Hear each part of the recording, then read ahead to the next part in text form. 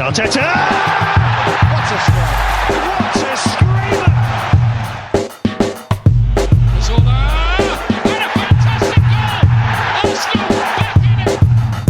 And here's Limpar, lines it up, finds the net.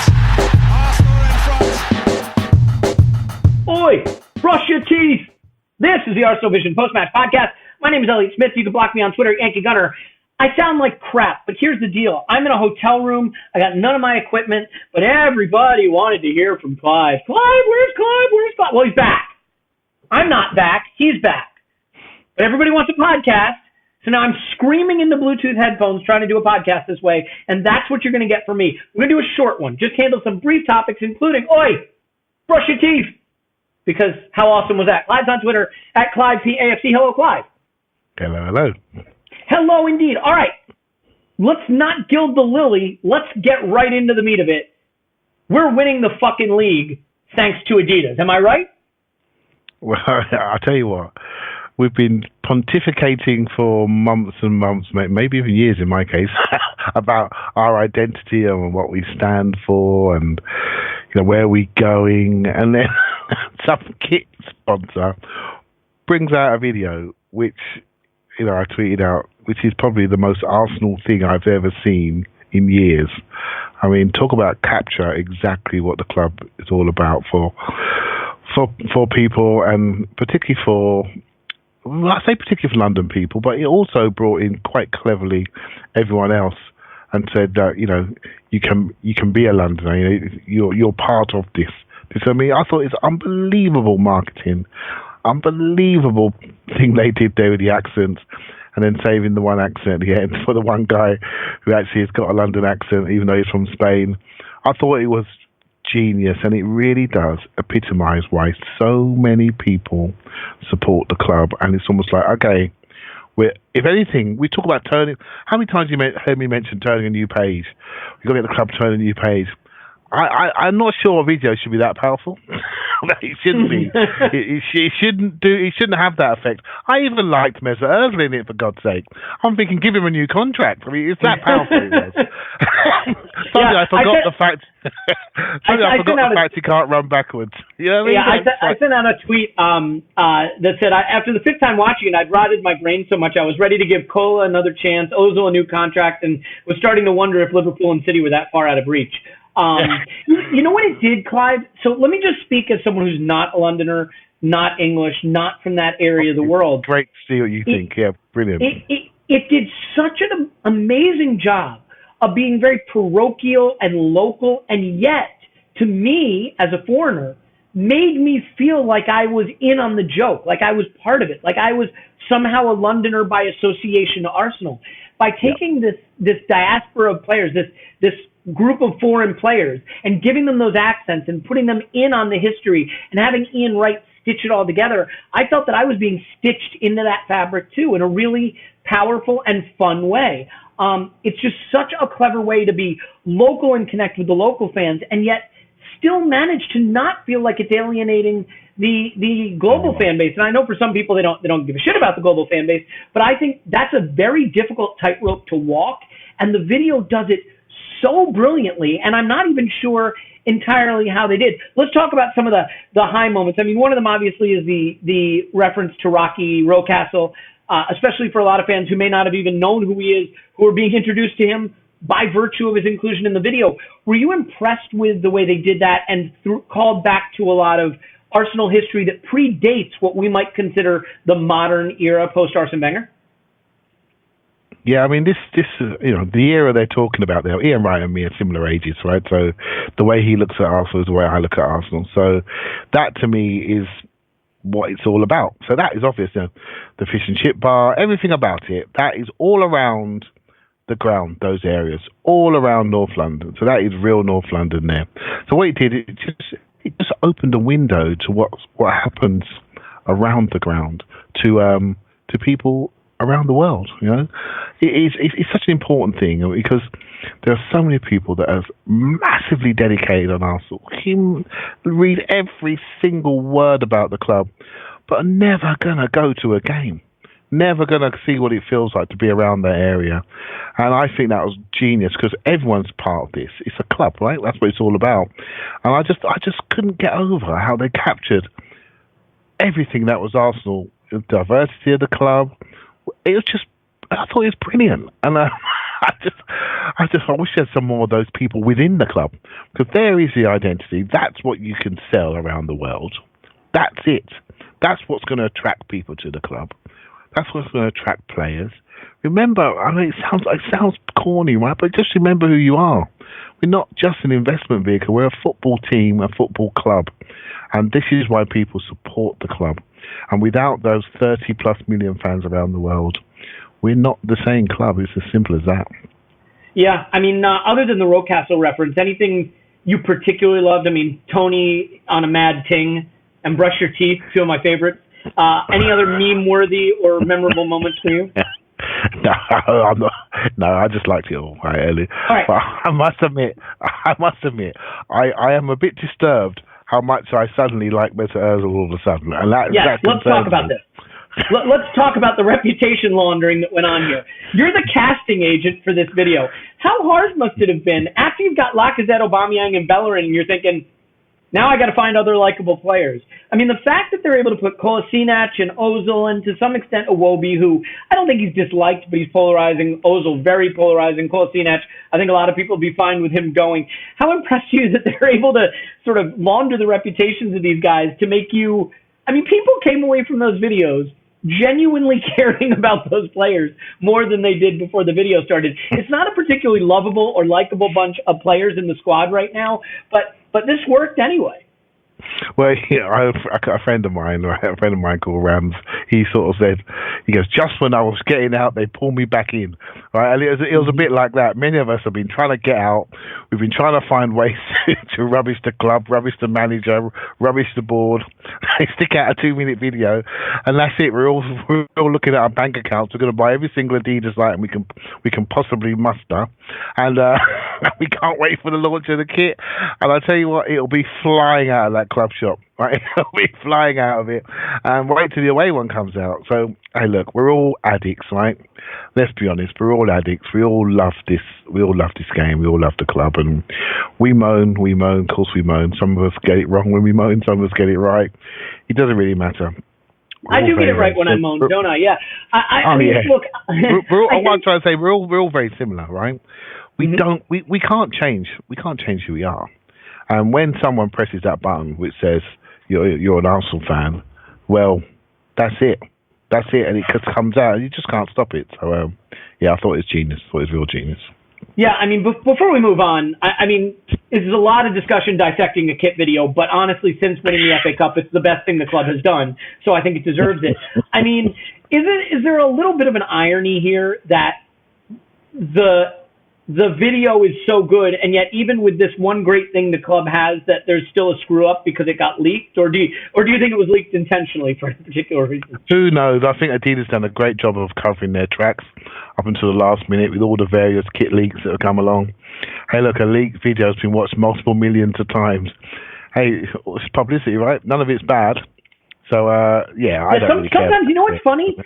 You just made me think of something. I mean, if you're Adidas and you've created this tremendously authentic feeling video, what better way for it to reach Arsenal fans than being retweeted and leaked and uploaded and downloaded by blogs and accounts on a social media network, as opposed to being put out by the shiny PR wing of the brand itself? I mean, it wouldn't surprise me if that was in the rollout strategy. I think the other thing that's interesting is, you know, it has, for me, at least a tiny little bit, in a summer where I'm absolutely up to my eyeballs talking about FFP and short-term cost controls and net budgets and amortization, and these are assets and we have distressed assets and we need to create more asset value.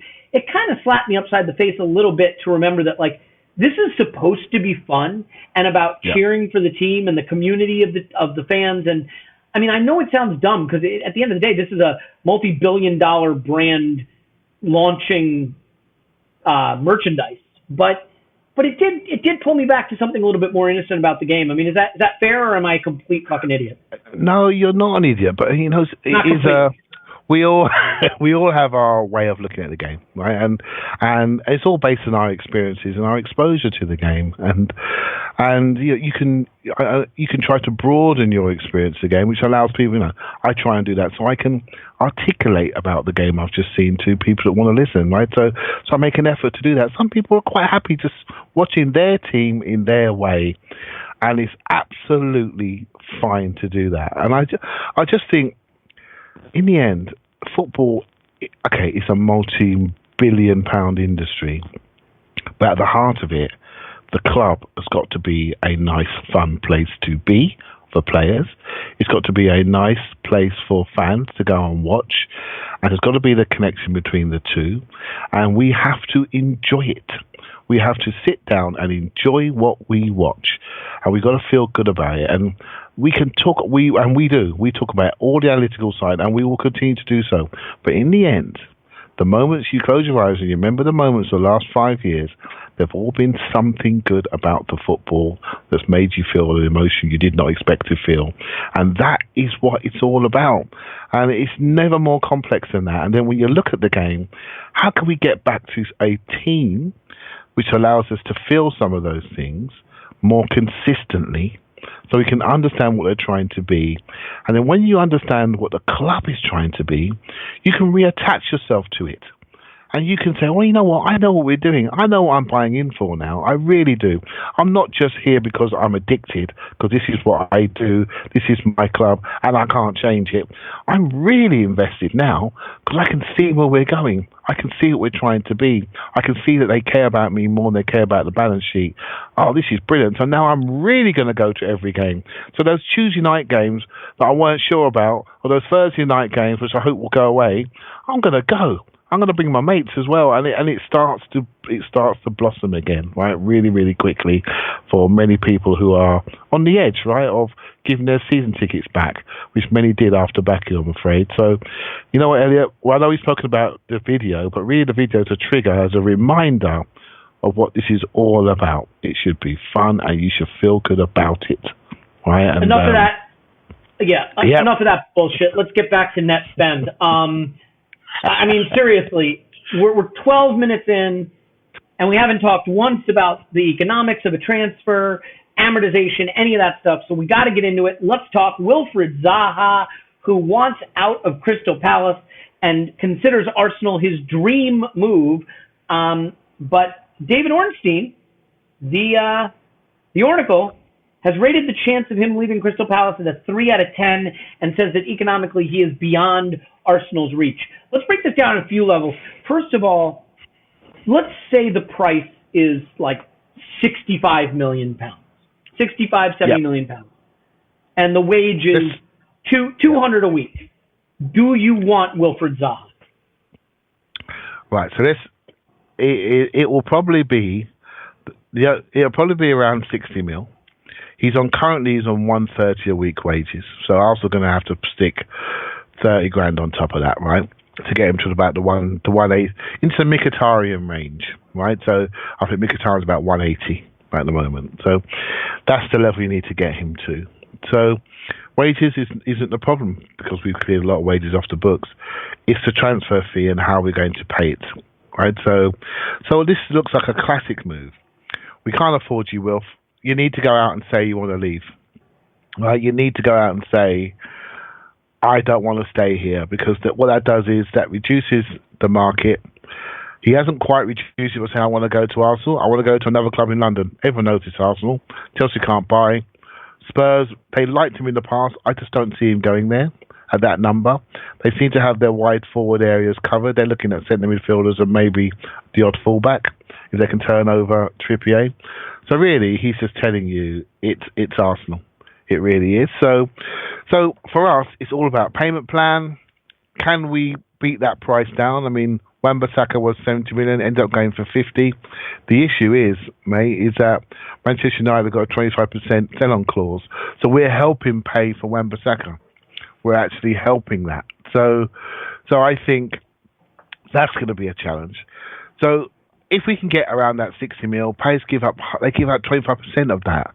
So they could be really going for the 25 going for the bigger number, but maybe get their number over a longer period, which would suit us, because we would then speculate and say, we're in the Champions League, we are going to get up to that levels where we can afford to pay for him, and that will suit everyone all round. So from a business side of things, I'm being a bit optimistic if we can get him at 60, but it's the only way it's going to work out, mate, because then we can start to, if you get any higher than that, people then start to question, are we buying the right quality of player?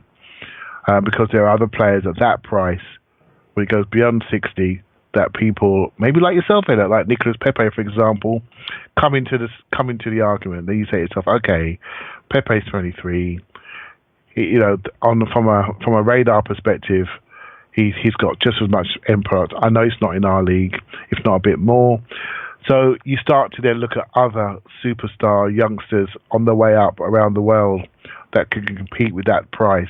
And then you say to yourself, if I'm going to spend 70 million on Zaha, why am I not spending 60, 70 million on Pepe? And because I get a lot more back for my money. So that's where the debate comes in. Yeah, I mean, look, I want to be clear about things. A player can be a perfectly fine, good player, and you can think that they are not the move Arsenal should be making, right? I also think what happens some summers, Clive, is that a certain player becomes the darling player of that window, and suddenly people talk themselves into the idea that getting that player would be really exciting. And I just don't know how that player, Wilfried Zaha, makes us better enough to be worth spending that much on that position with that output at that age. Because you look at it and you say, okay, there's the budget, spunked on a winger. Now, we definitely need a winger. We also need a left back. We also need a center back. We also need an attacking midfielder. We need all those things, okay? Backup goalkeeper, just yada, yada, yada. We got to do some selling, too. Zaha is, if he comes to Arsenal, you're in a situation where 3 seasons from now, you're selling him for a loss. So you will not recoup your money. You will certainly not make a profit on him unless it's like a 1-year stopover. It's something crazy where he goes 20 goals and 15 assists and goes to Real Madrid the next year. But for the most part, probably not. His best ever season is 10 goals and 5 assists. The season before that, 9 goals and 3 assists. The season before that, 7 goals and 9 assists. Good, not great. Now, admittedly, that's at Palace. Important to understand, and I know we don't always love to go too deep into the XG and the advanced metrics, but he got those 10 goals on 6.5 expected. He actually had a better season the season before, where he took more shots per game, made more key passes per game, and had 9.75 XG with 9 goals. So he is probably, at Palace, a 9 or 10 goal scorer. Maybe you say at Arsenal that turns into 15 goals and 7 or 8 assists. That's a really, really valuable player. Is that a £65 million, $200,000 a week player who is entering his prime right now, or mid-prime right now, on a team that isn't ready to win now? I would say this about Zaha, Clive. Maybe you could tell me if you disagree. Mm-hmm. If we were one winger away from becoming a really dangerous team at the highest levels of football, you do this deal without a second thought. It becomes the Van Dijk type deal for Liverpool. But because we feel we're in this transitional phase, we're not in the CL this year, we're not going to challenge for the Premier League, our highest ambition is to get back into the top 4, win the Europa League, get back into the Champions League, and this is a multi-year process for us. Can the resources be used better with a longer-term eye? So can I like the player, but not necessarily believe allocating the resources this way makes sense for where we are in the process? Yeah, you absolutely can. And let me tell you something. Let's bring it back to a little bit of football, right? So today, I was in my garage. What was I talking about? I mean, I'm going right on grass now, right? Okay, got it, yeah. Yeah, sorry, mate. You know that stuff, the stuff we actually keep the ball around on? Let's go for that. I'm going on grass now. So today, I was watching, doing a bit of training, trying to get away from the all-inclusive holiday, right? And I was watching the Liverpool-Arsenal game, two Christmases ago, the 3-3 draw, where we scored 3 goals in like 6 minutes, right? So, and in that game, Ozil scored the 3rd goal, Sanchez scored the 1st goal, I think Xhaka scored. But I just watched it I watched the half, and I watched the way we played, and I watched the combinations between Ozil and Sanchez. And just a reminder, we all know they used to pass the ball to each other. But, mate, it's ridiculous how much they used to do that. And it's ridiculous how much the rest of the team used to look for him. And you heard me say this before, we haven't got what I call these give-it-to-me players that make something happen out of nothing. We've got passing pattern players and runners on or off the ball, right? So, and two dynamite strikers, right? So we haven't got enough problem solvers. With Zaha, he is a give-it-to-me player. Now, he could be a stronger profile give-it-to-me player than almost any other player in the league, because he literally demands the ball and he receives it standing still. He receives it stopped and he stops the play. So when he gets it, he has got no wing mirrors on. He's got blinkers on. All he sees is two men in front of him, and I'm going to now roast you. And all the movement of the other players stops because they're thinking, okay, we're not sure what's going to happen here. Is he going to give it? Is he going to rinse them? Do I move? Do I go get the ball off him? Do a little combination? So he is such a hard player to read for his own team, but it's incredibly hard for the opposition to read. But what that does, Elliot, he says, well, we're not sure. We've got to double team him. We have to.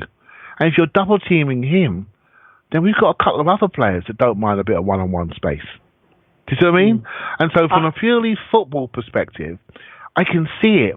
If you ask me honestly, I think he stops the ball too much. I think he can become so dominant, he becomes your team. Now, would he do that in the top 16? Would he be allowed to do it at Arsenal? I'm not so sure.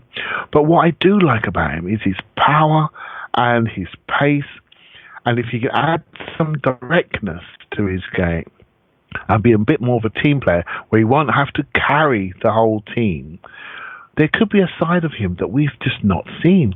Can you imagine him behind the front two, where he can receive it back to goal, turn and carry it, playing a number 10 role? He can't always be stuck to the wings. As he gets older, he will move inside and be that type of player. And, behind two players spinning. Could he be one of the front two players and have Lacazette as a deeper player, being that pivot player, Liverpool style? I think he offers a lot in the offensive areas, but his style is so dominant. It's so ball dominant. It's almost like having LeBron James in your team. You have to give him it. You have to, right? You can't have the ball out of his hands because he has special talent. He becomes the offense, right? So I'm a bit wary of that.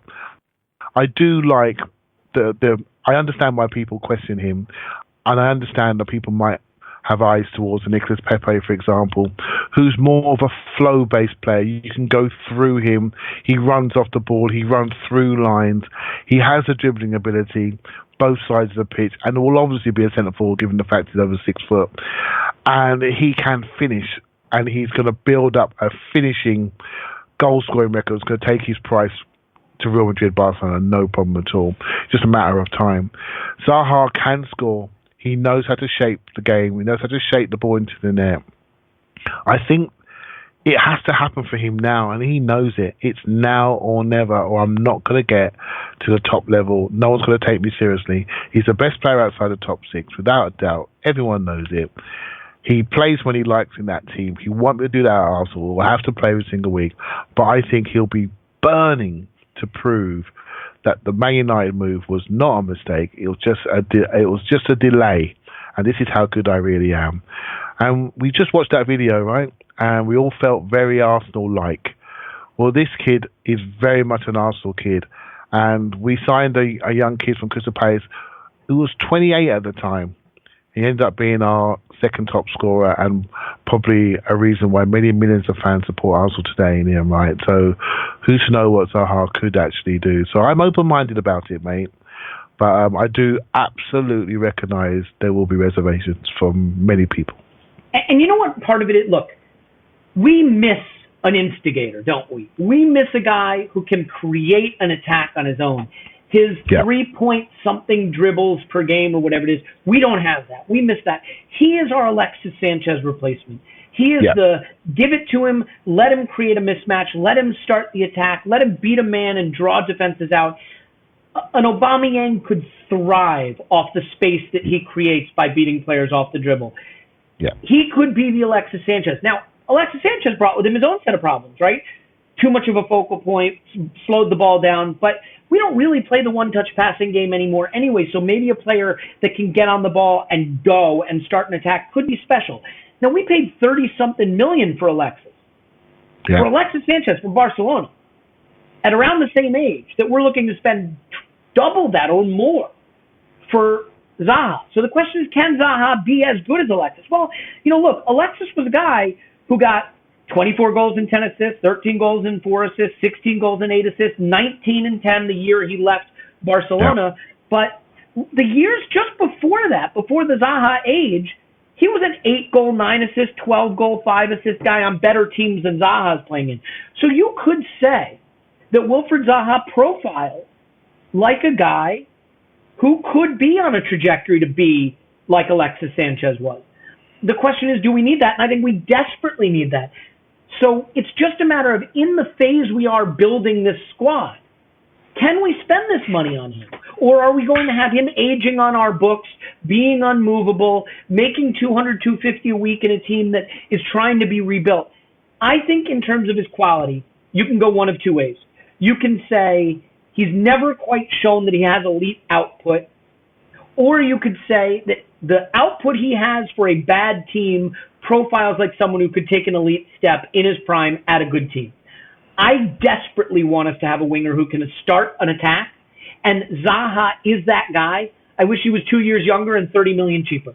So yeah, me too. There's no perfect situation. Look, buying players for a team as flawed as we are isn't great. And I realize that getting guys like William Saliba and loaning them back doesn't blow anyone's hair back.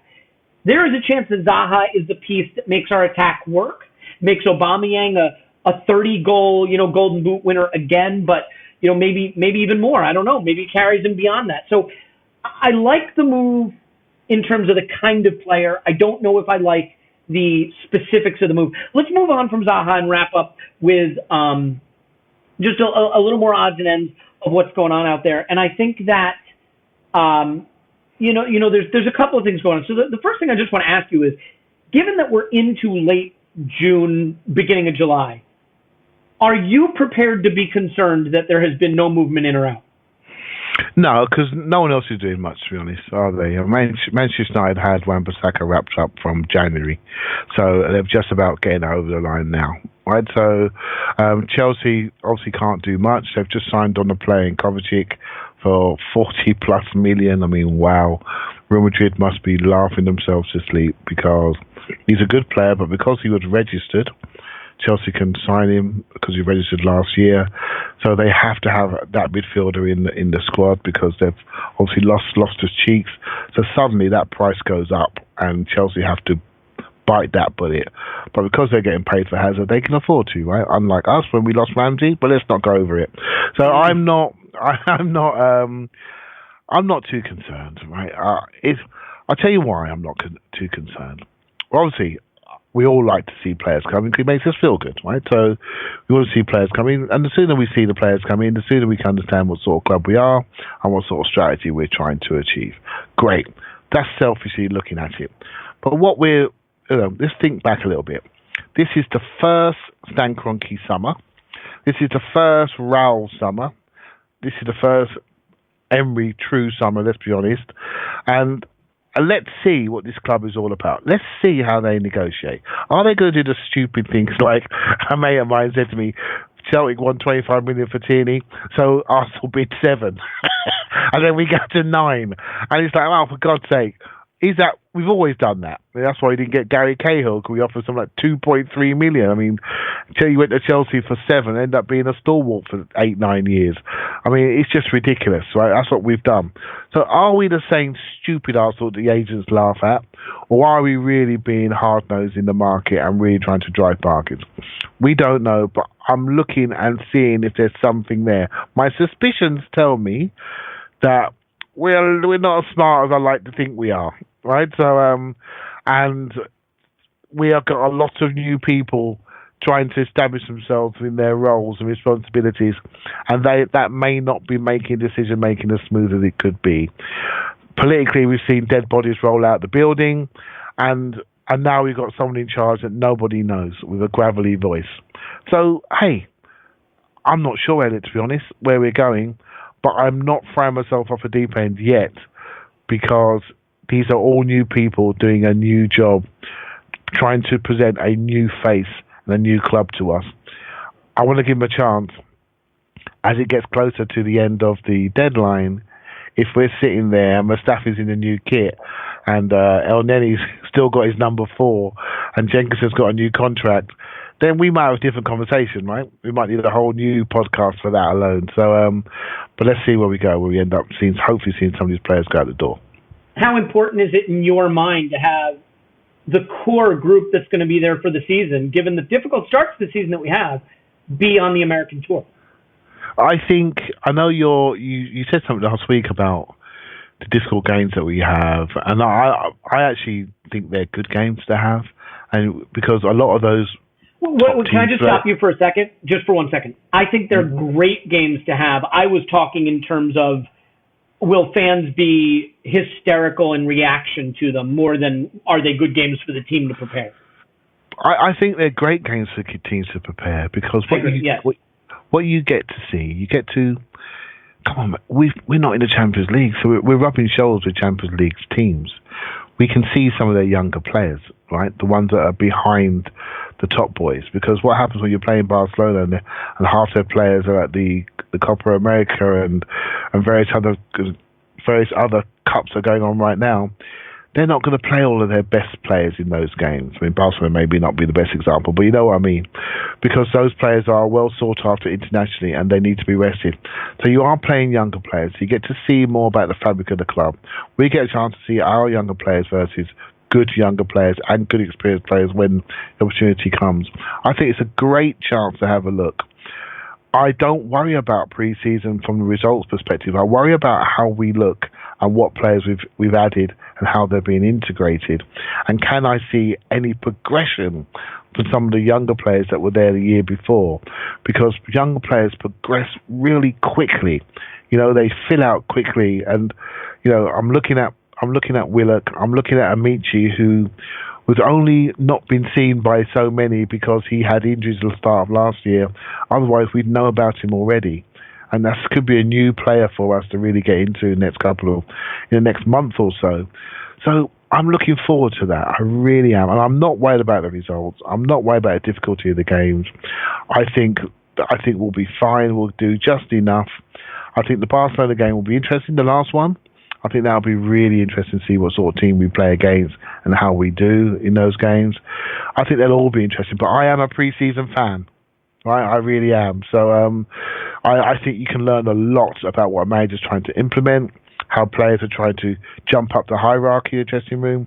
Because this is the time, when you come back pre-season, this is when you lay it on the line, when you start doing all your tests, all your numbers, you start doing your sprinting, your agility, and you lay it on people in pre-season. And this is where the hierarchy of the dressing room can change.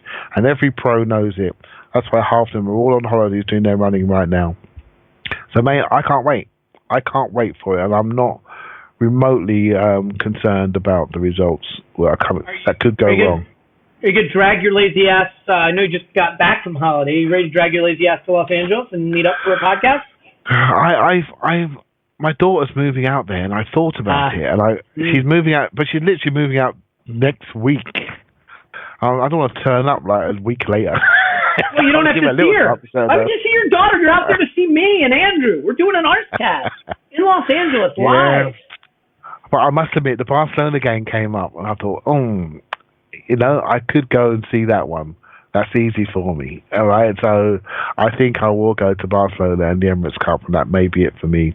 You don't need me out in the US, mate. You got enough. You got enough of the top boys out there, so you'll be fine. You'll be fine. All right. Well, putting that to one side. Last thought before we say goodbye. Kieran Tierny, you want it? You think it'll happen? We need a left back. That's a move I think we can all get behind, right?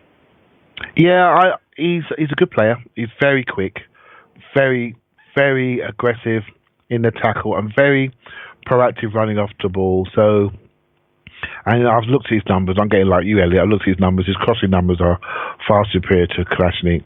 And he's a British player looking to go to the next level, looking to get in the Scotland team, which strangely, the other guy, the other good left back in Europe just happened to be Scottish. I do like him. Obviously, injuries aside, he needs a break there, but Celtic do overplay him. I do like him. And I'm not, we spoke about Zaha earlier. We need a winger. We need a forward who's happy in wide areas. That's what we need. We haven't got that. Wingers are becoming dead. Fullbacks are what it's all about. Fullbacks are your distributors. Fullbacks run through lines. Fullbacks do the crossing. What you need are wide forwards that can play down the centre, but they can run into wide areas. I'm not sure chalk and boots wingers work anymore. I know Man City do it, and they invert their fullbacks and they break. They counter foul you, so you can't break onto those spaces. But I like the Liverpool style where you have wide forwards in Zaha, Mane that can go wide, but really they want to kill you down the middle. Zaha is that player. Pepe will be that player.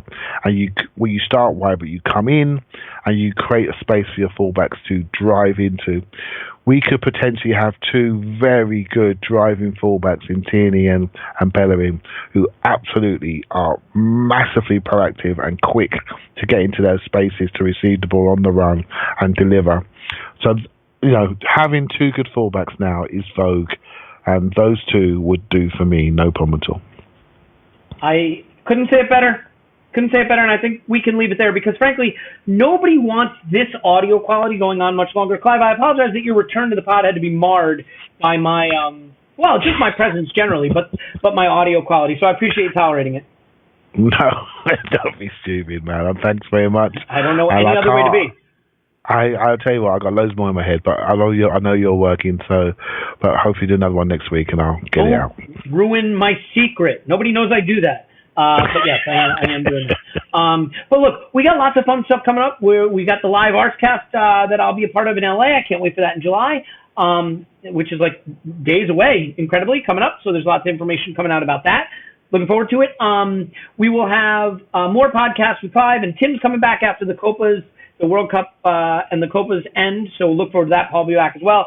Scott will be back. We got special guests lined up. We're going to do some more scouting type stuff. And Clive, I assume you'll join me for a Patreon transfer rumor roundup next week?